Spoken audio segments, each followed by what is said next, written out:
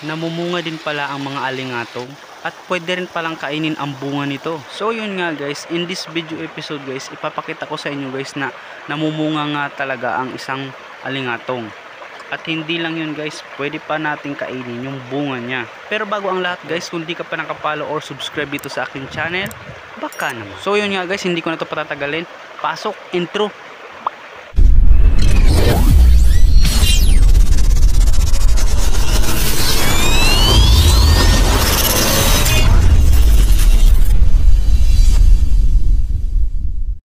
Yes, what's up guys? Welcome back dito sa akin channel.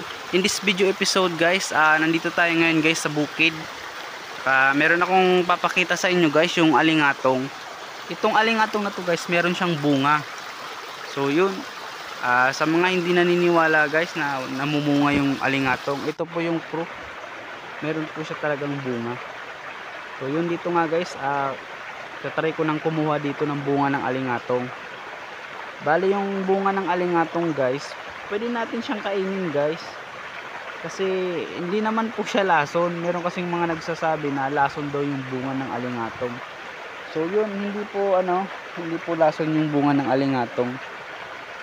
Makati lang po yung dahon niya, tsaka yung tangkay ng bunga. Pero yung bunga po, hindi po siya lason. So yun, dito nga guys, nagtatry na akong kumuha dito ng bunga. Medyo maingat lang ako kasi makati yung dahon nito guys eh. Ang itsura po ng bunga ng alingatong, lang, para siyang jelly. Yung parang jelly ace lang. Tsaka yung lasa niya guys, parang jelly ace lang din. Yan. Yan yung texture ng niya, bunga. Tsaka yung mga maliliit po na mga buto-buto, tinatanggal po yan kasi parang buhangin yung niya, yung lasa. Tsaka po matigas yan eh. Kaya dyan, kumuha na ako dyan guys. Tapos yan, tikman ko na yan. Parang lang yan guys, jelly ace, yung mga nabibili sa tindahan. Ayan guys kinakain ko yung bunga. Totoo po yan hindi po yan peke. So yun, hindi po siya lason. Hindi rin guys makati yung bunga niya. Bali, iwasan nyo lang yung dahon tsaka yung tangkay.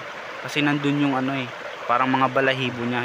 Yun po kasi yung makati, yung balahibo. So yun, yan, parang jelly is lang yan guys, matamis-tamis. So yun, ito na yung proof na pwedeng kainin yung bunga ng alingatong at namumunga naman talaga yung alingatong.